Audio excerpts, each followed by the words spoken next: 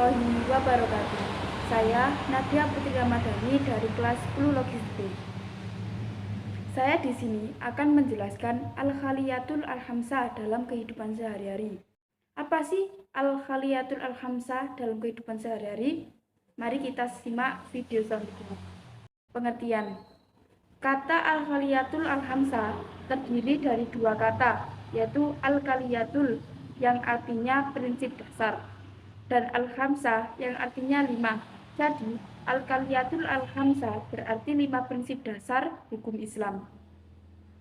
Dalam istilah usul fikih, kata al-khaliyatul al-khamsah sering disebut dengan makas al-khamsah, 5 tujuan, dan al-hurijat al-khamsah atau 5 kepentingan vital. Yang kedua, urutan al-khaliyatul al-khamsah. Para ahli usul fikih tidak pernah menyepakati urutan 5 prinsip dasar tersebut. Imam Al-Ghazali berpendapat bahwa urutan al-khaliyatul al-khamsah adalah: yang pertama, al-din yang artinya agama, yang kedua, al-nafs yang artinya jiwa, yang ketiga, al-akal yang artinya akal, yang keempat, al-nasl yang artinya keturunan, yang kelima, al-mal yang artinya harta. Urutan yang dikemukakan oleh Imam Al-Ghazali inilah yang paling banyak disepakati oleh mayoritas ulama fikih maupun usul fikih. Yang ketiga, macam-macam al-khaliyatul al-khamsah. Yang pertama, menjaga agama atau hifzu al-din. Agama merupakan pokok dari segala alasan mengapa Allah SWT menciptakan alam semesta beserta isinya dan manusia hidup di dunia. Allah berfirman dalam Quran surat Az-Zariyat, "Wa ma khalaqtul jinna wal insa illa liya'budun." Artinya, dan aku tidak menciptakan jin dan manusia melainkan supaya mereka mengabdi kepadaku. Cara menjaga agama Allah yaitu yang pertama, mengajarkan ajaran agama Islam secara terus-menerus. Yang kedua, ilmu agama Islam, syarat utama menjaga agama, karena bagaimana bisa menjaga agama jika tidak memiliki ilmunya. Yang ketiga, menjaga pekerjaan sholat bersifat sunnah, menghormati orang dan agama orang lain.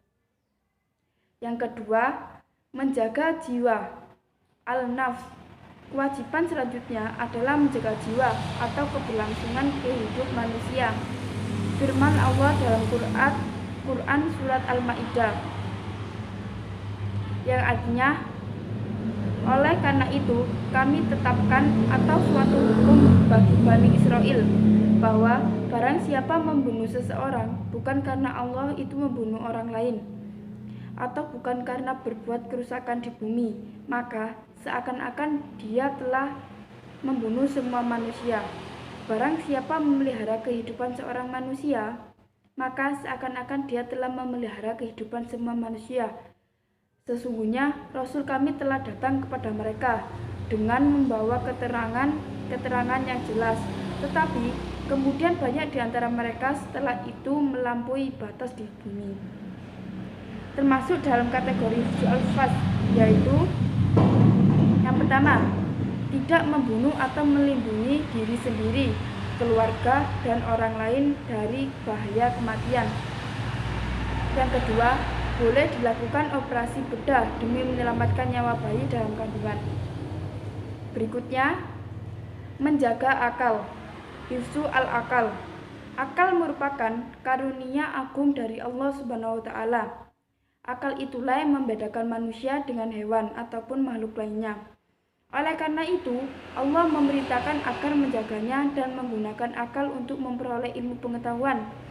Supaya akal tersebut terjaga, maka Allah melarang keras segala sesuatu yang dapat melemahkan dan merusak akal pikiran. Langkah yang tepat dan efektif untuk menjaga akal dapat dilakukan sejak masa kanak-kanak. Maka masa inilah nilai-nilai kebaikan sangat mudah masuk ke dalam hati dan pikiran hingga menjadi kebiasaan. Oleh karena itu, akal harus dibekali dengan ilmu yang cukup, terutama ilmu agama. Slide berikutnya, menjaga keturunan atau hifzu al-nas. Salah satu tujuan agama adalah untuk memelihara keturunan. Syariat perkawinan dengan berbagai syarat, rukun, dan ketentuannya merupakan salah satu cara menjaga keturunan. Menikah merupakan satu-satunya jalan untuk melahirkan keturunan yang sah. Oleh karena itu, urgensi hifzu al-nas melalui pernikahan terletak pada dasar pemikiran, wawasan, pemahaman, penerapan tentang yang pertama, adab bergaul dengan lawan jenis berupa mahram. Kedua, hukum pernikahan. Ketiga, syarat pernikahan. Keempat, rukun pernikahan. Kelima, jenis-jenis pernikahan. Keenam, jenis pernikahan yang dilarang. Ketujuh, ayat-ayat dan hadis tentang pernikahan. Apa sih hifzu al-mal itu? Melalui kepemilikan harta, seseorang bisa bertahan hidup ataupun hidup layak dan dapat melakukan ibadah dengan tenang. Maka dari itu, Islam sangat memperhatikan masalah harta benda untuk menopang kehidupan manusia. Allah memerintahkan umatnya untuk bekerja mencari rezeki yang halal. Di samping memerintahkan mencari harta, Islam juga memperhatikan proses dan cara-cara yang digunakan dalam memperoleh harta tersebut. Proses dan cara yang digunakan untuk mendapatkan harta benda harus benar-benar halal. Islam melarang semua bentuk kecurangan dalam memperoleh harta benda seperti mencuri, menipu, riba, monopoli, korupsi, ataupun tindakan tercela lainnya. Berikutnya yang keempat, cara menjaga al-khaliyatul al-khamsah. Cara menjaga 5 prinsip dasar hukum Islam dapat dilakukan dengan 2 cara, yaitu min nahiyati al-wujud, yaitu dengan cara memelihara dan menjaga sesuatu yang dapat mempertahankan keberadaannya. Kedua, min nahiyati al-adam, yaitu dengan cara mencegah sesuatu yang menyebabkan keberadaannya. Sekian dari saya. Apabila ada salah kata dan kata-kata yang menyinggung, mohon maaf sebesar-besarnya. Wassalamualaikum warahmatullahi wabarakatuh.